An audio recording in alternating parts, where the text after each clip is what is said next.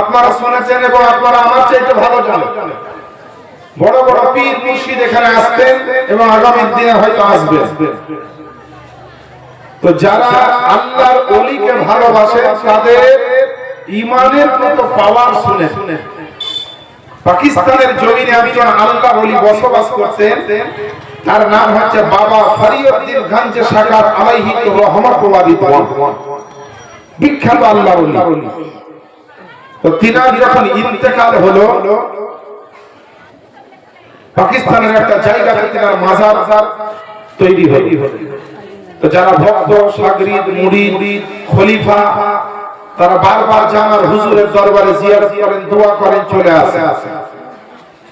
একটা খুব বড় ভক্ত ছিল হুজুরের, ওই বাবা ফরিদউদ্দিন গঞ্জ শাকাত আলাইহি রাহমাতুল্লাহ। তো ও ব্যক্তি বেচারা সকাল সন্ধ্যা প্রতিদিন দুবার করে ওই আল্লাহর ওলির মাজারে যেত। তো কিছু মাজার ভাঙা পন্থী মুসলমানের ভিতরে আছে না নাই? একটু হ্যাঁ হু দিয়ে আপনারা জমি লেখা চাচ্ছি না, আমি হ্যাঁ বলতে ভয় লাগে। হক কথা হলে হ্যাঁ বলবে, আর আমি যদি ভুল কথা বলি তাহলে হ্যাঁ বলতে হবে না। আর আমি ভুল করার জন্য আসিনি, আমি হাদিস ও কোরআন মোতাবেক যে কথা বলা দরকার সেটাই বলবো ইনশাআল্লাহ। তো কিছু মাজার ভাঙা লোক আছে, কখনো ছিল, এখনো আছে, আরো আগামী দিনে থাকবে। ওলি বিরোধী লোক, পীর বিরোধী লোক ছিল, আছে, থাকবে। তো একজন ওলি বিরোধী লোক, পীর বিরোধী লোক ওই শাগরিদকে ধরে বলছে, বাবা তুমি যে প্রতিদিন আল্লাহর ওলি বাবা ফরিদউদ্দিন গঞ্জ শাকাতের দরবারে যাচ্ছ আর আসছো সকাল সন্ধ্যা, এই আল্লাহর ওলির দরবারে গেলে পরে কি পাওয়া যাবে? একজন ওলির ভক্ত কত বড় আশিকে আউলিয়া, একজন ওলির ভক্ত, ওলির চাহনেওয়ালা দিওয়ানা, তার ঈমানের উপর, ওলির মহব্বতের উপর, ওলির ওসিলার উপর এত তার বিশ্বাস, তিনি বলছেন আল্লাহর ওলির দরবারে গেলে খোদার জান্নাতের টিকিট পাওয়া যাবে। সুবহানাল্লাহ। কি বললাম?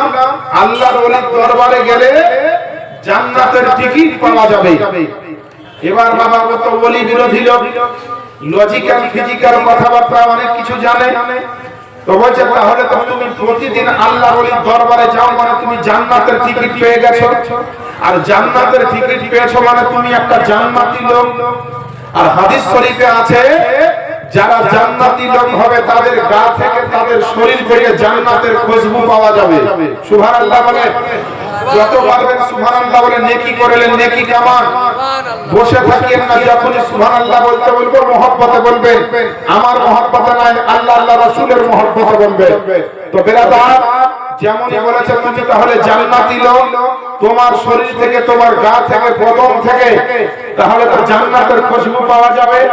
এই বেচারা আল্লাহর ওলির ভক্ত, আল্লাহর ওলির আশিক, আল্লাহর ওলির দিওয়ানা, আল্লাহর ওলির মাস্তানা, এ কিন্তু বড় বিপদে পড়ে গেছে যে এই সমস্ত বাতিল ফিরকার লোক যারা ওলিকে মানে না, মাজার জিয়ারতকে মানে না, উরুস মুবারককে মানে না, খানকা শরীফকে মানে না, পীর ও মুর্শিদকে মানে না, গাউসকে মানে না, কুতুবকে মানে না, আব্দালকে মানে না, শাইখকে মানে না।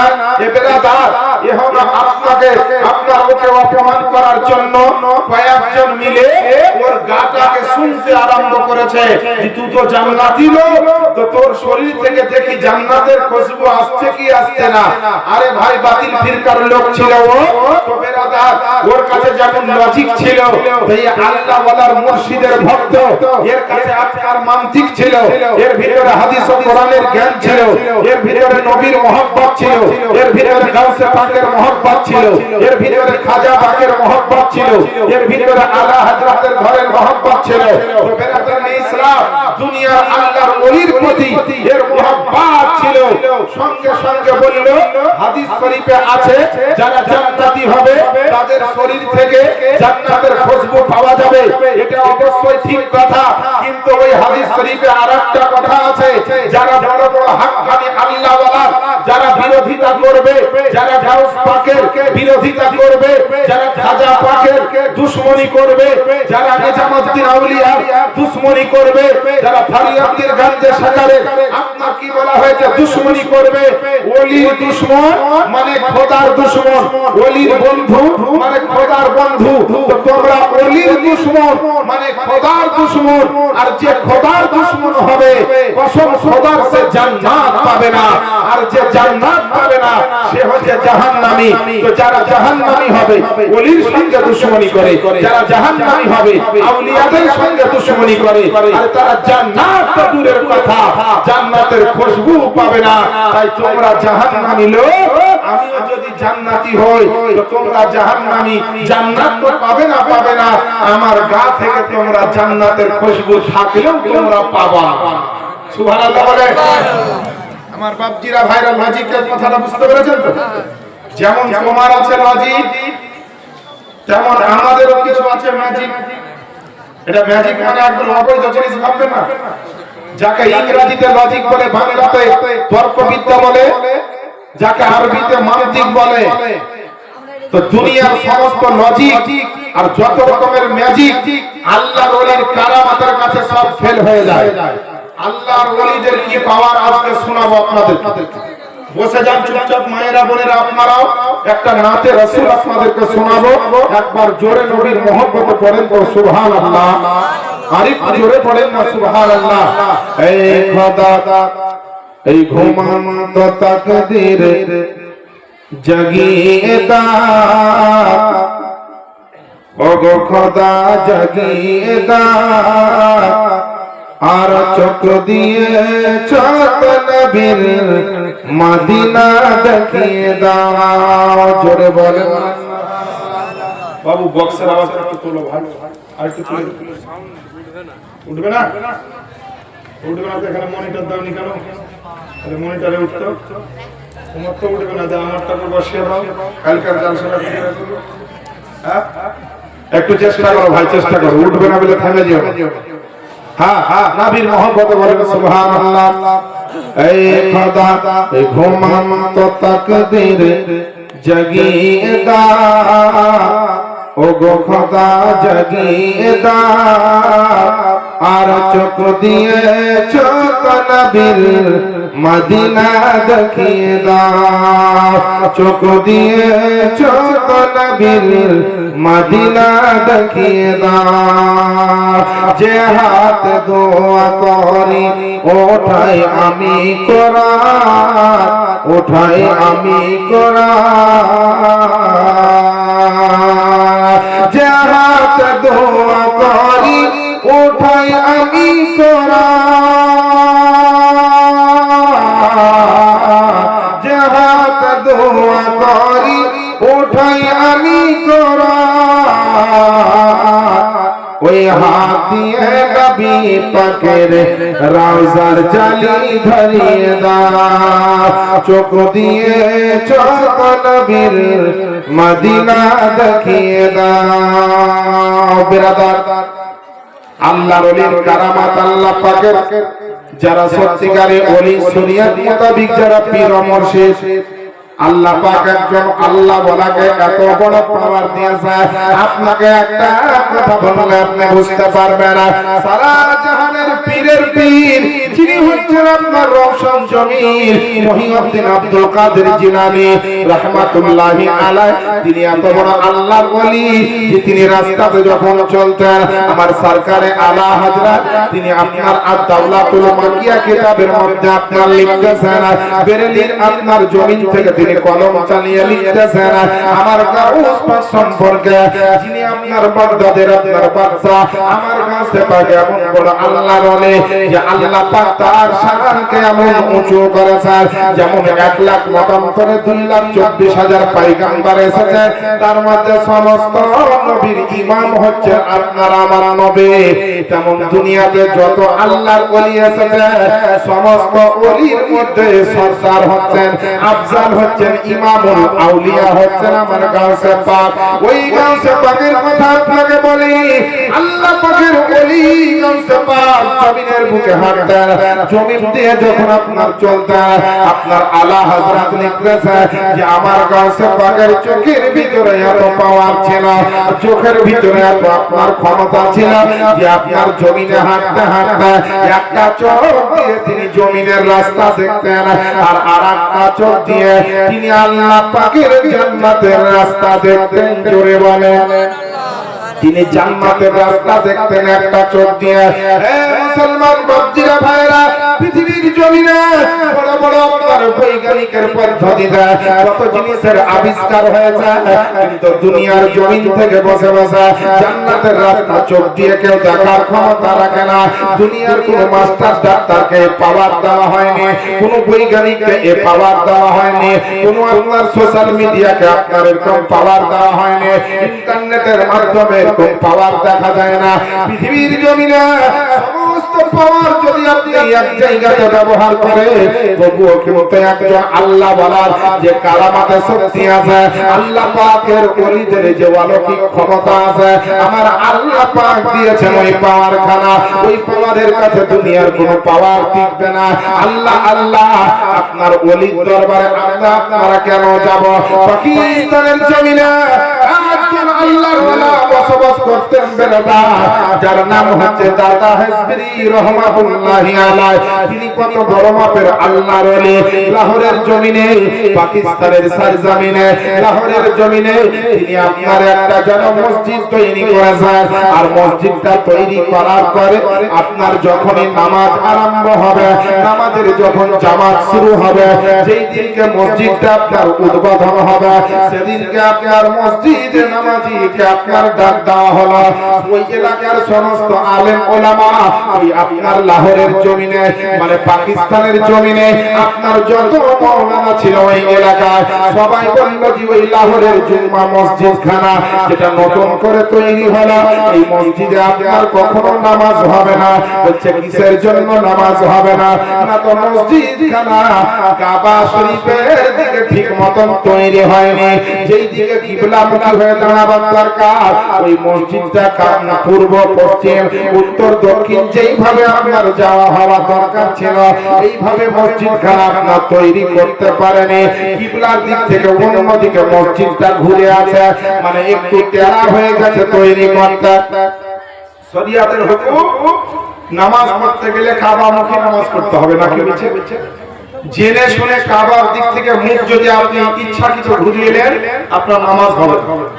কারণ নামাজের শর্তের মধ্যে একটা শর্ত হচ্ছে ইস্তেকবালে কিবলা, মানে কাবামুখী হতে হবে, কাবার দিকে সম্মান করে মুখ করে দাঁড়াতে হবে।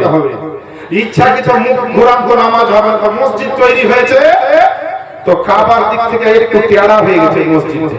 সব আলেম মাওলানা মুফতি সাহেবেরা ফতোয়া দিল এই মসজিদে নামাজ হবে না, কারণ কাবার দিকে ঠিক নাই, টেরা হয়ে গেছে মসজিদ। কেউ আর নামাজ পড়তে আসছে না। আল্লাহর ওলি দাতা হেসবরি রহমাতুল্লাহ আলাইহির দরবারে খবরটা দেওয়া হলো, হুজুর গন্ডগোল হয়ে গেছে, না তো কি মসজিদ একটু টেরা হয়ে গেছে, কাবার দিক থেকে একটু অন্যদিকে ঘুরে হয়ে গেছে মসজিদটা। এই মসজিদে হুজুর নামাজ হবে না বলে ফতোয়া দিয়ে দিয়েছে, কেউ আর নামাজ পড়তে আসছে না। তাই না? আল্লাহর ওলি কাকে বলে দেখে, বলে তাড়াতাড়ি লাহোরের জমিনে গোটা জায়গাতে এলান দিয়ে দাও, খবর দিয়ে দাও, ক্যাম্পেস করে দাও, মাইকিং করে দাও, প্রচার করে দাও। কি প্রচার? যে এই লাহোরের জুম্মা মসজিদে যারা নামাজ পড়বে, জামাতে যারা নামাজে শরীক হবে, যারা যারা আজকে মাগরিবের ওয়াক্তে নামাজ পড়বে এই মসজিদে জামাত সহকারে, তারা প্রত্যেকে লাহোরের জমিনে নামাজ পড়বে। কিন্তু লাহোরের জমিনে নামাজ পড়তে পড়তে মক্কা শরীফের পবিত্র কাবা বাইতুল্লাহকে দেখতে পাবে।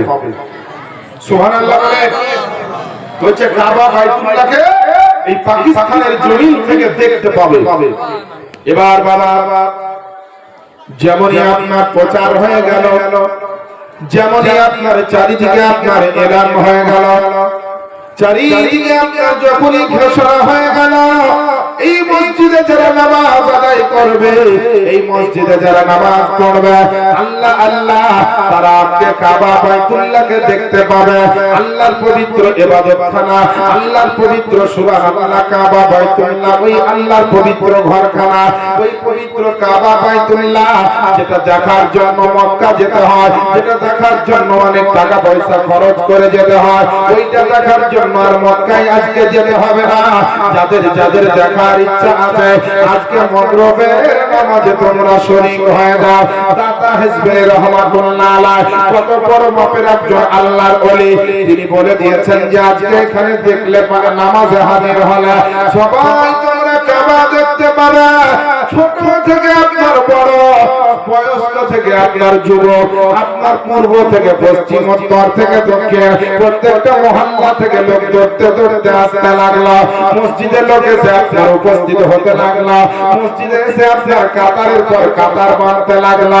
আপনার আসরের নামাজের পরে লাইন দিতে লাগলো যে আজকে মসজিদে নামাজ পড়তে পড়তে নাকি শুনলাম যে আপনার কাবা শরীফটা দেখতে পাওয়া যাবে। সঙ্গে সঙ্গে আপনার দেখা গেল মাগরিবের আপনার নামাজের টাইমে, মাগরিবের নামাজের সময় যখন হয়ে গেল, মসজিদের আপনার প্রথম কাতার থেকে শেষ কাতার পর্যন্ত তো জায়গা নেই, বরং আপনার মসজিদের আপনার আগিনা পর্যন্ত ভর্তি হয়ে গেছে, মসজিদের আপনার সাহান পর্যন্ত ভর্তি হয়ে গেছে, মসজিদের ডানে বামে লোকে আপনার দাঁড়িয়ে ভিড় জমিয়ে দিয়েছে, মসজিদের ভিতরে এবং বাইরে মানুষ জমায়েত হয়ে গেছে।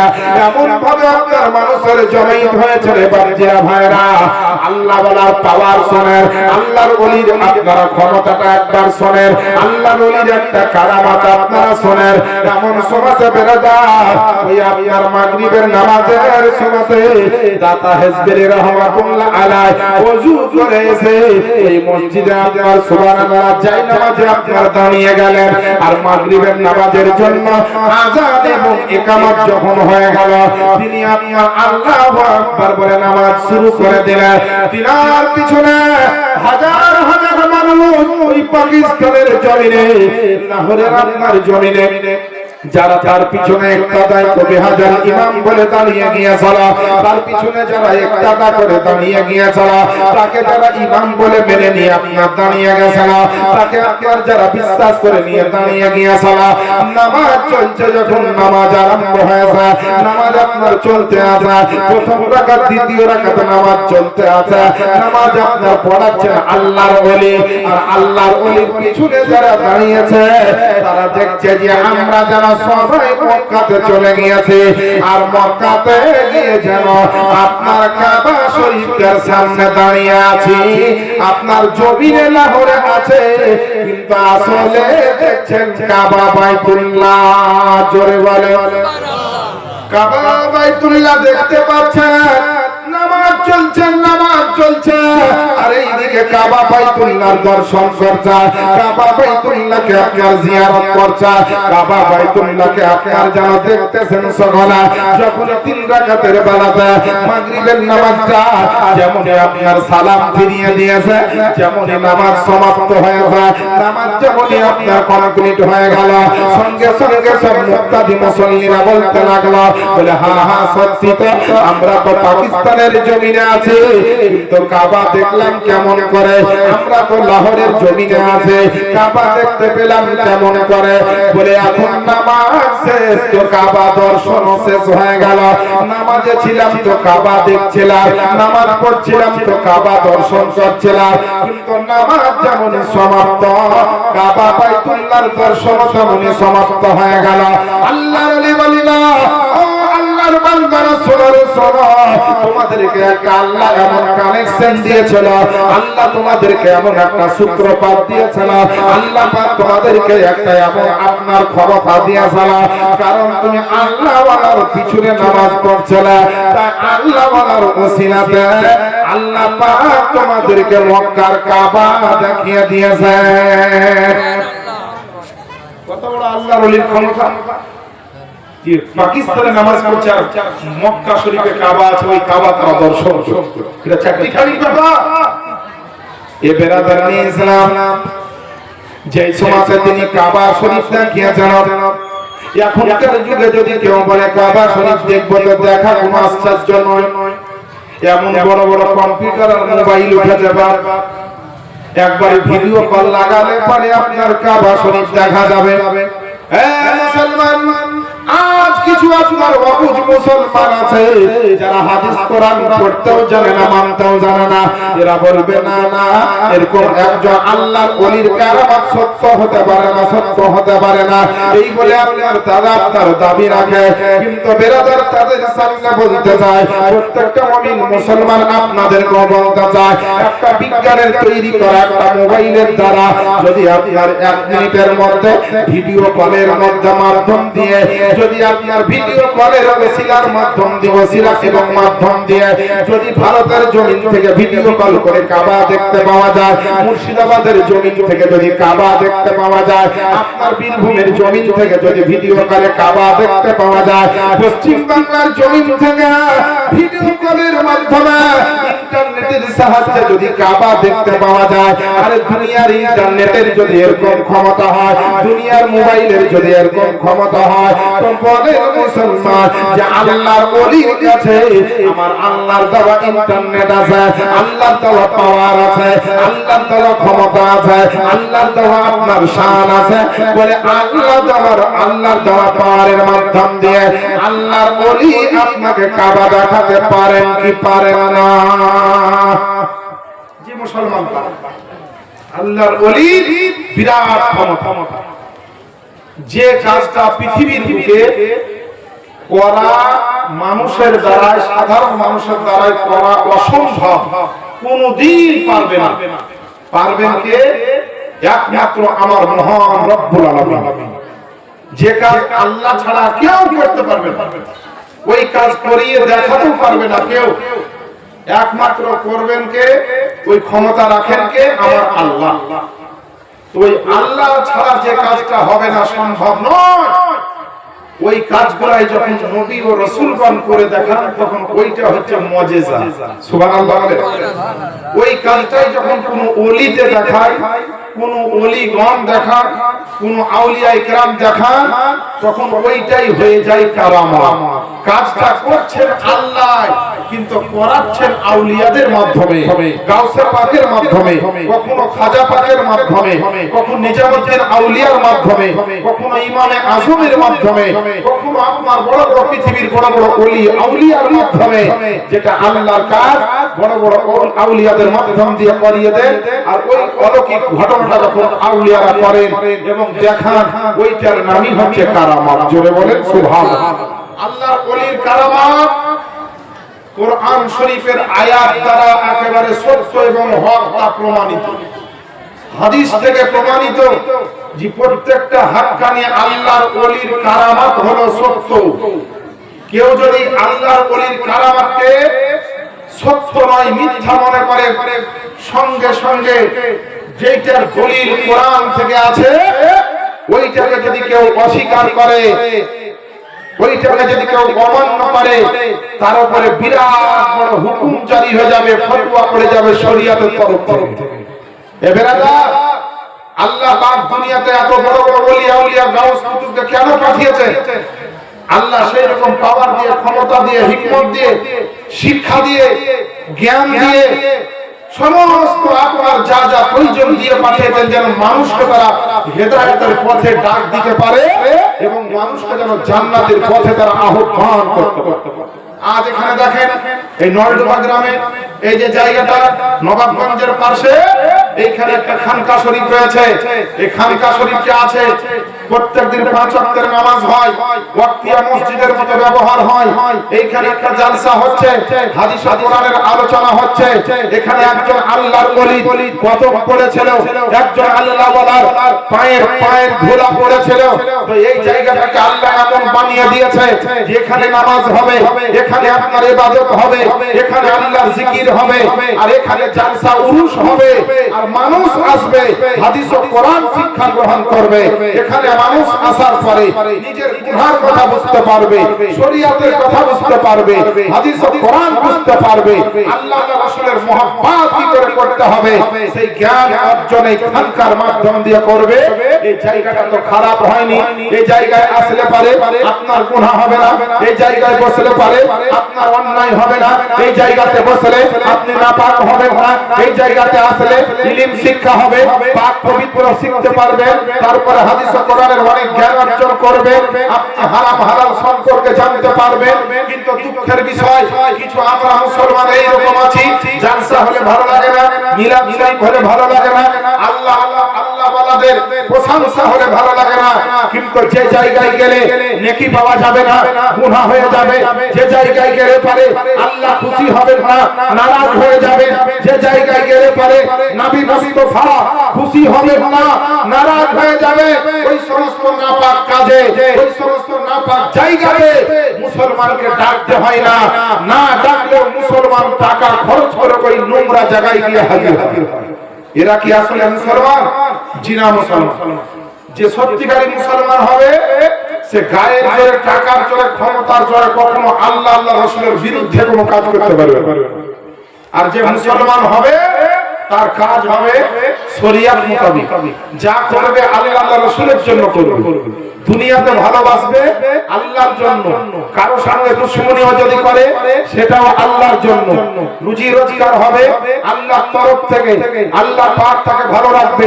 বিরাদরানে ইসলাম, আমার বাপজিরা ভাইরা, আমার মা বোনেরা, আল্লাহ ওয়ালাদের মহব্বত করতে শিখুন, গাউসে পাকের মহব্বত, খাজা পাকের মহব্বত, ওলিদেরকে ভালোবাসতে হবে। ওলিদের মহব্বত যদি আপনার সিনাতে থাকে, ওলিদের মহব্বত যদি আপনার দিলে থাকে, ওলিদের ভালোবাসা যদি আপনার অন্তরে থাকে, কসম খোদা পৃথিবীতে যতই ফিতনা উঠুক, পৃথিবীতে যতই বদমাযহাবদের আপনার তুফান উঠুক, আল্লাহর ওলির মহব্বত যদি অন্তরে থাকে, কসম খোদা ওই আল্লাহর ওলির মহব্বতে আপনার ঈমানের হেফাজত আল্লাহ করে দিবে। সুবহানাল্লাহ। ওলিদের ওসিলায় আপনার আল্লাহ পাক আপনার ঈমানের হেফাজত করে দিবে। আচ্ছা, অনেকে বলছে বাবাজি ওসিলা মানা যাবে না, যা মানবে তা ডাইরেক্ট আল্লাহ কি মানো, যা চাইবে আল্লাহর কাছেই চাও, যা বলবে আল্লাহ কি বলো, ওসিলা মানা যাবে না, আল্লাহ ছাড়া অন্য কারো ওসিলা মানা যাবে না। ওসিলা মানে কি? সহযোগিতা, সাহায্য, মাধ্যম, আপনার হেল্প।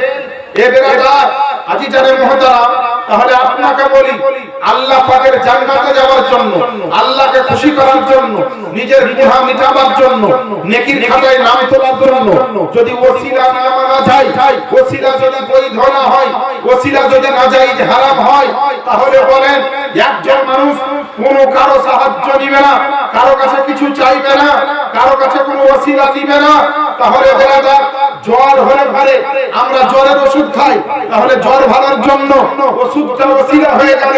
যদি পায়খানা হয় তো ওষুধ লাগে, শরীর খারাপ হলে হসপিটাল লাগে, নার্সিং হোম লাগে, ডেলিভারির জন্য হসপিটাল লাগে, এইগুলো সবই তো একটা করে ওসিলা, একটা করে সাহায্য নিচ্ছেন জান বাঁচাবার জন্য, হসপিটালের সাহায্য, জান বাঁচাবার জন্য, ওষুধের ওসিলা, কলকাতা যাওয়ার জন্য ট্রেনের ওসিলা, বোম্বাই যাওয়ার জন্য ট্রেনের ওসিলা, দুবাই যাওয়ার জন্য এরোপ্লেনের ওসিলা, কলকাতা যাওয়ার জন্য জাহাজের ওসিলা, সৌদি আরব যাওয়ার জন্য জাহাজের ওসিলা, যখন সৌদি যাওয়ার জন্য যদি ওসিলার দরকার হয়, বোম্বাই যাওয়ার জন্য যদি ট্রেনের ওসিলার দরকার হয়, কলকাতা যাওয়ার জন্য যদি বাসের ওসিলার দরকার হয়, খাবার খাওয়ার জন্য যদি মা বাপের ওসিলার দরকার হয়, আরে ওসিলা ছাড়া পৃথিবীতে তো একটা মানুষের জন্ম হতো না। মার ওসিলা ছাড়া বাচ্চা হতে পারে না, বাপের ওসিলা ছাড়া বাচ্চা হতে পারে না, মায়ের ওসিলা ছাড়া বাচ্চা আসতে পারত না, বাপের ওসিলা ছাড়া বাচ্চা আসতো না। তাহলে জন্মটাই হচ্ছে ওসিলার মাধ্যমে, জন্মটা হচ্ছে ওসিলার মাধ্যমে, মৃত্যুটাও হবে তোমার শেষ দিনটাও ওসিলার মাধ্যমে। তুমি মরে মরে থাকবে, কিছু লোক তোমাকে গোসল দিবে, কিছু লোক কাফন পরাবে, কিছু লোক হাতড়িতে তুলবে, কিছু লোক তোমার লাশ বয়ে নিয়ে যাবে, কিছু লোক তোমার জানাজা পড়বে, কিছু লোক গিয়ে আবার তোমাকে কবরে নামাবে, আর কবরে নামার পরে অনেকগুলো মানুষ তোমাকে কবরে দাফন করে চলে আসবে। তুমি যে বললে যে ওসিলা মানি না, আমরা ডাইরেক্ট আল্লাহকে মানি, তো আল্লাহ তো তোমার গোসল দিয়ে দিবে না, এসে আল্লাহ তো তোমাকে কাফন পরিয়ে দিবে না, আল্লাহ তো তোমার জানাজা পড়িয়ে দিবে না, আল্লাহ তো তোমার কবর খনন করে দিবেন না, আল্লাহ তো তোমার জন্য সুবহানাল্লাহ জানাজার ময়দানে হাজির এইভাবে মানুষের মতো হবেন না, কারণ আল্লাহ নিরাকার নির্বিকার, আল্লাহর কোনো আকার নেই, আল্লাহর কোনো আপনার কোনো রকমের পেহচান দেওয়া যাবে না এই ধরনের দেখতে আল্লাহ। কারণ আল্লাহর যদিও রূপ আছে, সেই রূপটা হচ্ছে কুদরতি রূপ, কুদরতি রূপ হচ্ছেন আল্লাহ। আর ওই কুদরতি রূপটা যে কেমন সেটা আপনার আপনি আমি কেউ বলতে পারবো না, একমাত্র আমার নবী মুস্তাফা ছাড়া। জোরে বলেন সুবহানাল্লাহ। আচ্ছা বলেন, দুনিয়ার কোন কাজ বিনা ওসিলাতে হবে? কারোর বাপের ক্ষমতা আছে? আপনি 3 লাখ টাকা দিয়ে বুলেট গাড়ি কিনলেন, তো বুলেটটা তো আপনার কারোর ওসিলার দরকার নেই। তো বুলেট গাড়িতে যদি তেল না ভরেন তো বুলেট গাড়িটা চলবে? তাহলে বুলেট গাড়ি চালাতে গেলে তেলের ওসিলার দরকার আছে না নাই? যে মুসলমান আছে, মোবাইলটা তুমি কিনেছো, এই মোবাইলটা চালাতে প্রত্যেক মাসে 299 টাকা রিচার্জ মারতে হবে। যদি না মারেন চলবে? জিনা মুসলমান চলবে না। তাহলে মোবাইল চালাতে ওসিলার দরকার, মোটরসাইকেল চালাতে ওসিলার দরকার, অসুখ হলে ওসিলার দরকার। বুঝা গেল দুনিয়াতে যা করবে ওসিলা লাগবে। আল্লাহর কাছে সবকিছু ডাইরেক্ট চাইলে তুমি পাবে না। তো দুনিয়ার যাবতীয় কাজে যদি ওসিলার দরকার হয় তো কসম খোদার করে বলি, আল্লাহকে রাজি করার জন্য, আল্লাহকে খুশি করার জন্য, আল্লাহ পর্যন্ত পৌঁছানোর জন্য, নিজেকে জান্নাতি হওয়ার জন্য দুনিয়ার মতো বড় বড় ওলি আউলিয়াদের ওসিলার দরকার আছে। জোরে বলেন সুবহানাল্লাহ। ওসিলা দরকার আছে। এ মা বোনেরা ভালো করে শুনেন, আপনারা তো বড় বড় ইউটিউবের বক্তার বক্তব্য শুনেন, যাত্রার ওয়াজ শুনে নিজের ঈমানটাকে হারাবেন না। খুব সাবধান, ঈমান নিয়ে যদি কবরে যেতে পারেন তো মাশাআল্লাহ, আর ঈমান যদি হারিয়ে কবরে যান তো দুনিয়াতে যেমন আমরা ওই চুলহাতে আখাতে লকড়ি ভরি আর আগুন জ্বালায়, তো তুমি ঈমান হারা হয়ে যদি কবরে যাও তোমাকে জাহান্নামের জাল খড়ি ছাড়া তুমি কিছু হবে না। এটা তোমাকে মাথায় রাখতে হবে। কারণ ঈমান আছে তো কবরে সম্মান হবে, কিয়ামতের হাসরে, পুলসিরাতে, মিজানে, হাউজে কাউসারে সব জায়গায় তোমার সম্মান হবে যদি ঈমান নিয়ে যেতে পারো। আর ঈমানদার কারা হবে? যেমন শরীরকে বাঁচিয়ে রাখার জন্য এই শরীরের ভিতরে একটা রূহ দরকার আছে না নাই? যদি রূহ না থাকে শরীর বেঁচে থাকবে না। তো আপনার শরীর বাঁচিয়ে রাখার জন্য যেমন রূহ দরকার, তেমন আপনার বেরাদার ঈমানকে বাঁচিয়ে রাখার জন্য আমার নবী মুস্তাফার মুহাব্বতের দরকার, আমার নবীর ভালোবাসার দরকার। যে যত নবী মুস্তাফাকে ভালোবাসবে তার ঈমান শক্ত মজবুত এবং তত সেই ঈমানের আপনার লংজিভিটি বেড়ে যাবে। জোরে বলেন সুবহানাল্লাহ। আর বাবা ভাইরা, ওসিলা কি জিনিস কোরআন থেকে আপনাকে প্রমাণ দিলাম। সূরা আল মাইদা 6 নম্বর পারা 35 নম্বর আয়াতে বলছেন আল্লাহ ওয়াবতাগু ইলাইহিল ওয়াসিলা। যারা ওসিলা মানে না, পীর মানে না, ওলি মানে না, গাউস মানে না, তারা বলছে ওসিলা মানবো কি? হাদিস কোরআনে তো নাই। তো তোমরা নামাজ তো সবাই মানে, তো যারা নামাজ করে খুব ঘটাঘটি করে, যারা আপনার নবীকে মানে না, ওলিকে মানে না, দরুদ মানে না, সালাম মানে না, ওই ভাইদেরকে আমি বলবো তোমরা নামাজ তো মানো ঠিকই আছে, তো নামাজ কথা কোরআনে কেউ দেখা যাবে না। এখন নামাজ করে যদি আমি গোটা কোরআন খুঁজি, এই আপনার 6666টা আয়াত যদি খুঁজি তো একটা জায়গা তো নামাজ শব্দ পাবেন না। হ্যাঁ, নামাজকে কি বলে খুঁজতে হবে? নামাজকে আরবিতে বলা হয় সালাত। এই সালাত ভাষায় যখন খুঁজবেন, আরবি ভাষায় যখন সালাত শব্দ খুঁজবে, তখন নামাজ এই সালাত শব্দটা কোরআন শরীফে কম বেশি 6 থেকে 700 জায়গাতে পাবেন। জোরে বলেন সুবহানাল্লাহ। তো বেরাদার অনেকে বলছে পীরের কথা কোরআনে নাই, তো পীর ভাষাটা হচ্ছে ফার্সি ভাষা, আর কোরআন শরীফ কিন্তু আরবি ভাষাতে। কোরআন কিন্তু উর্দুতে নয়, ফার্সিতেও নয়। তাহলে কোরআন শরীফে যখন পীর খুঁজবেন, ফার্সি শব্দ খুঁজবেন, কোরআনে তো সারা জিন্দেগি গেলেও পাবেন না। 7 পুরুষ যদি আপনার গুজরে যায় তাও তো কোরআনে আপনি পীর পাবেন না। কিন্তু যদি আপনি সত্যি জ্ঞানী হন, সত্যি শিক্ষিত হন, সত্যি যদি ঈমানদার হন, সত্যিকারী যদি আপনি মুসলমান হন, নবীর মোহাম্মত নিয়ে কোরআন খুলবেন, তো কোরআন শরীফে পীরের অর্থ আরবিতে পাবেন মুর্শিদ। কোরআন শরীফে আপনার সুবহানাল্লাহ মুর্শিদ শব্দ আছে সূরা কাহাফের মধ্যে 15 নম্বর পারা 13 নম্বর পৃষ্ঠাতে মুর্শিদ শব্দ ব্যবহার হয়েছে। মুর্শিদের অর্থই হচ্ছে পথ প্রদর্শনকারী, যে তোমাকে পথ দেখাবে, যে তোমাকে জান্নাতে নিয়ে যাবে, যে তোমাকে আল্লাহর মহব্বত শিখাবে, যে তোমাকে নবীর ভালোবাসা শিখাবে, যে তোমাকে হারাম থেকে বাঁচাবে, যে তোমাকে হালাল খাবারের খাওয়া শিক্ষা দিবে, যে মা বাবার আপনার খিদমত শিখাবে, যে ওযুর কথা শিখাবে, যে আপনার পাক পবিত্র কথা শিক্ষা দিবে, যে আপনার সমস্ত খারাপ খারাপ থেকে বাঁচার কথা বলবে আর তোমাকে জান্নাতে যাওয়ার রাস্তা করে দিবে, ওই সমস্ত ব্যক্তিকে পীর মুর্শিদ অর্থাৎ পথ প্রদর্শনকারী। যেই পথটায় চললে তোমার জীবনটা জান্নাতি হবে, তুমি জান্নাতে আপনার হকদার হবে, এই ধরনের মুর্শিদ কোরআন শরীফে মুর্শিদ শব্দ ব্যবহার হয়েছে। পীর মানে হচ্ছে মুর্শিদ। এবারে ইসলাম পীর হচ্ছে ফার্সি ভাষায়, আর আরবি ভাষায় পীরকে বলা হয় মুর্শিদ। আমরা তাহলে মুর্শিদ শব্দ কোরআন শরীফে আছে। এই আমার বাপজিরা ভাইরা, এইভাবে যদি কোরআনকে তন্ন তন্ন করে খোঁজা যায়, আল্লাহ ওলির কথা কোরআনে আছে না নেই? আল্লাহ পাক পবিত্র কোরআন শরীফ আপনার 11 নম্বর পারা সূরা ইউনূস তার 62 নম্বর আয়াতে আল্লাহ পাক বলেছেন, আলা ইন্না আউলিয়া আল্লাহি লা খাউফুন আলাইহিম ওয়া লা হুম ইয়াহজানুন, সাবধান হয়ে যাও, নিশ্চয় যারা আল্লাহর ওলি তাদের কোনো ভয় নাই এবং তাদের কোনো চিন্তাও নেই। জোরে বলেন না একবার সুবহানাল্লাহ। আল্লাহ নিজে বলছেন যারা আল্লাহর ওলি তাদের কোনো দুনিয়াতে ভয় নাই আর আখিরাতের জন্য তাদের কোনো চিন্তা নাই। যারা বড় বড় হাক্কানে আল্লাহর ওলি, যে যে ওলিকে মহব্বত করে মরবে, কাল হাসরের ময়দানে ওই ওলির সঙ্গে তারা জান্নাতে যাবে। আমরা ওলি পীর মুর্শিদকে মানি ব্যবসা বাণিজ্যের জন্য নয়, এটা কোনো ব্যবসা বাণিজ্য নয়। আমরা আল্লাহর ওলির মাজারে জিয়ারত করতে যাই টাকা কামার জন্য নয়। অনেকে আমাদেরকে বলে যে মাজার পূজারি, বলে না? যারা পীর মানে তাদেরকে বলে মাজার পূজারি, কিন্তু বেজার বেরাবা, পূজা আলাদা জিনিস আর জিয়ারত হচ্ছে আলাদা জিনিস।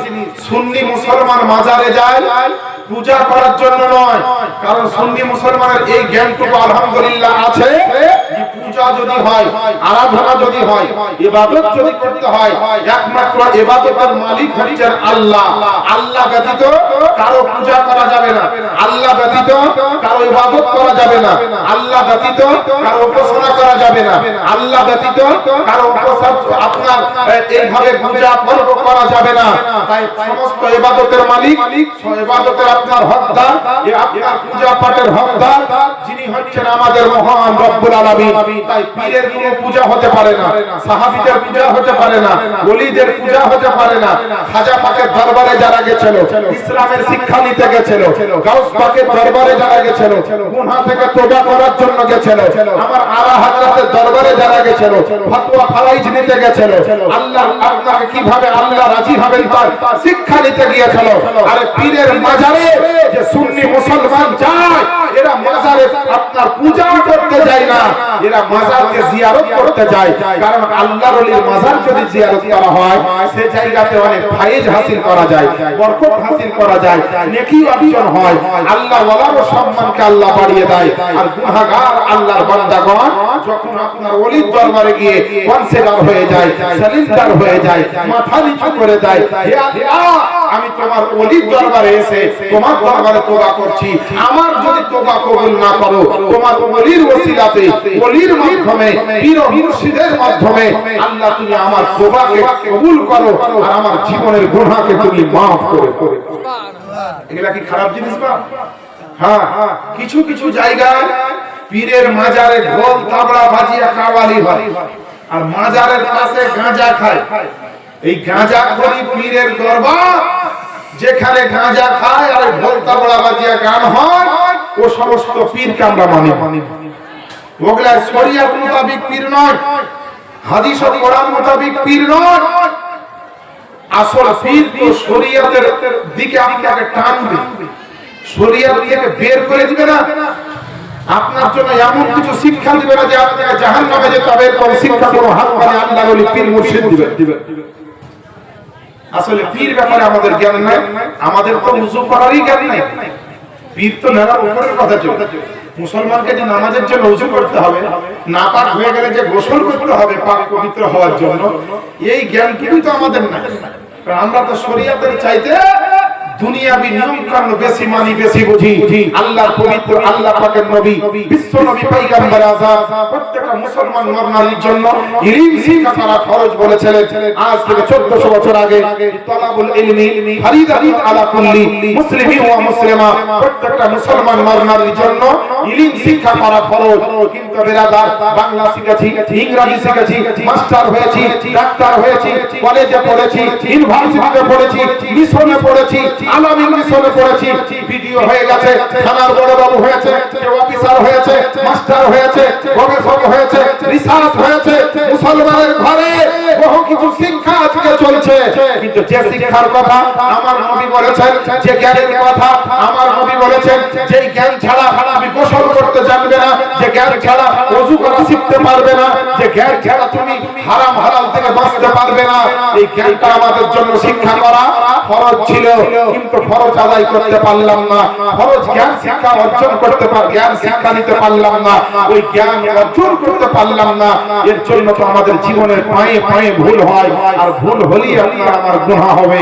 এ বিরাদারান ইসলাম, এখন সময় আছে প্রত্যেকটা মা বোনকে বলবো, প্রত্যেকটা বাবা ভাইকে বলবো, প্রত্যেকটা নওজওয়ান ভাইকে বলবো, জীবনের সময়টাকে নষ্ট না করে মোবাইলে রাত না কাটিয়ে, ফেসবুকে রাত না কাটিয়ে, হোয়াটসঅ্যাপে রাত না কাটিয়ে, সিনেমা দেখে রাত না কেটে, আপনার সিরিয়াল দেখে রাত না কাটিয়ে মূল্যবান সময়কে আল্লাহ আর রাসূলের মহব্বতে কাটান।